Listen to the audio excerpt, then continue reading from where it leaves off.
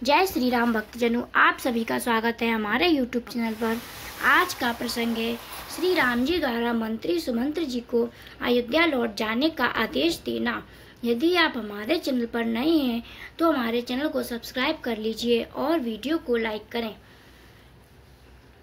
जब रात बीती और प्रभात हुआ उस समय श्री राम ने लक्ष्मण जी से कहा, हे तात, रात व्यतीत हो गई है, सूर्योदय का समय आ पहुंचा है, अब हमें गंगा जी के पार उतरना चाहिए।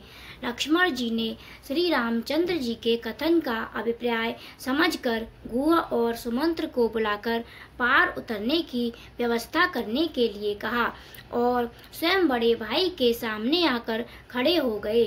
श्री रामचंद्र जी का वचन सुनकर उनका आदेश शिरोधार्य करके निषाद राज ने तुरंत अपने सेवकों को बुलाया और इस प्रकार कहा,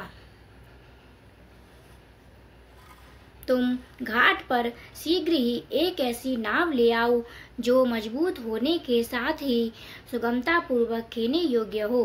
गुह का यह आदेश सुनकर उनका सेवक गया और एक सुंदर नाव घाट पर पहुंचाकर उसने गुह को इसकी सूचना दी। तब गुह ने हाथ जोड़कर श्री रामचंद्र जी से कहा, देव, यह नौका उपस्थित है, बताइए इस समय आपकी और क्या सेवा करूं। श्री राम, गंगा जी को पार करने के लिए आपके सेवा में यह नाव आ गई है, अब आप इस पर आरूढ़ होइए। तब श्री राम गुह से इस प्रकार बोले, सखे, तुमने मेरा सारा मनोरथ पूर्ण कर दिया और अब ये सामान नाव पर चढ़ा दो। यह कहकर श्री राम और लक्ष्मण सीता जी के साथ गंगा जी के तट पर गए। उस समय भगवान श्री राम के पास जाकर सारथी सुमंत्र ने विनीत भाव से हाथ जोड़कर कहा, प्रभु, अब मैं आपकी क्या सेवा करूं। तब श्री राम ने सुमंत्र को दाहिने हाथ से स्पर्श करते हुए कहा, सुमंत्र जी, आप शीघ्र ही पुनः महाराज के पास लौट जाइए और वहां सावधान होकर रहिएगा। इतनी दूर तक महाराज की आज्ञा से मैंने रथ द्वारा यात्रा की है, अब हम लोग रथ छोड़कर पैदल ही वन की यात्रा करेंगे, अतः आप लौट जाइए। अपने को घर लौटने की आज्ञा प्राप्त हुई देख सारथी सुमंत्र शोक से व्याकुल हो उठे और श्री राम से इस प्रकार बोले, रघुनंदन, जो आपके बिना पुत्र शोक से आतुर हुई माता की भांति संतप्त हो रही है, उस अयोध्यापुरी में मैं आपको साथ लिए बिना कैसे लौटकर जा सकूंगा।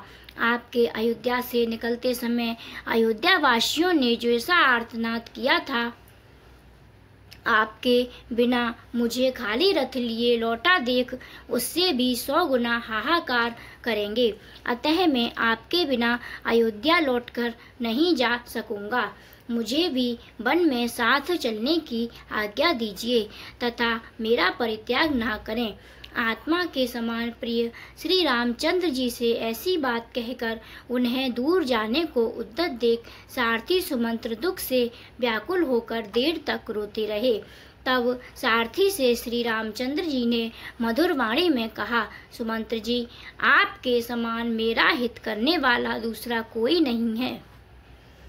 आप ऐसा प्रयास करें जिससे राजा दशरथ को मेरे लिए शोक ना हो। महाराज दशरथ एक तो बूढ़े हैं, दूसरे उनका हृदय शोक से व्याकुल है।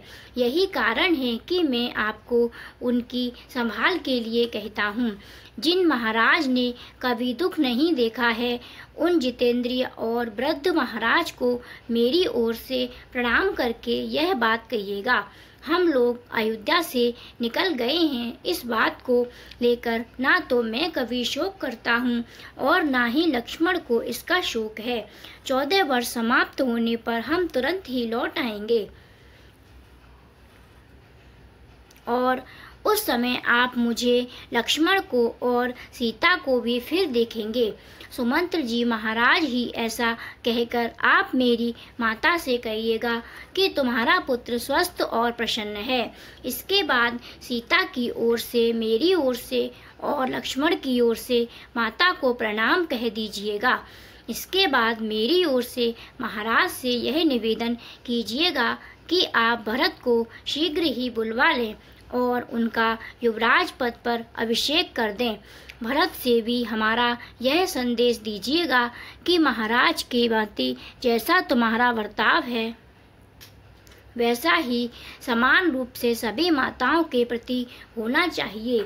सुमंत्र जी, आप स्वामी के प्रति स्नेह रखने वाले हैं। मुझ में आपकी जो उत्कृष्ट भक्ति है उसे मैं जानता हूँ। फिर जिस कार्य के लिए मैं आपको यहाँ से अयोध्यापुरी में भेज रहा हूँ उसे सुनिए। जब आप नगर को लौट जाएंगे तब आपको देखकर मेरी छोटी माता कैकेयी को यह विश्वास हो जाएगा कि राम वन को चले गए। इसके विपरीत यदि आप नहीं गए तो उन्हें संतोष नहीं होगा। सुमंत्र जी, मेरा तथा महाराज का प्रिय करने के लिए आप अयोध्यापुरी को अवश्य पधारिए और आपको जिनके लिए जो संदेश दिया गया है वह सब वहां जाकर सब लोगों से कह दीजिए। ऐसा कहकर श्री राम ने सुमंत्र को बारंबार सांत्वना दी। इसके बाद उन्होंने गुह से यह बात कही, मेरे केशों को जटा का रूप देने के लिए तुम बड़ का दूध ला दो। गुह ने तुरंत ही बड़ का दूध लाकर श्री राम को दिया। श्री राम ने उसके द्वारा लक्ष्मण की तथा अपनी जटाएं बनाईं।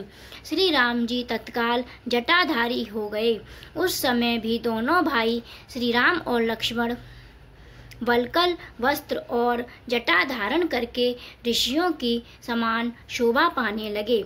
इनके बाद वे अपने सहायक गुह से बोले, निषादराज, तुम सेना, खजाना, किला और राज्य के विषय में सदा सावधान रहना, क्योंकि राज्य की रक्षा का काम बड़ा कठिन माना गया है।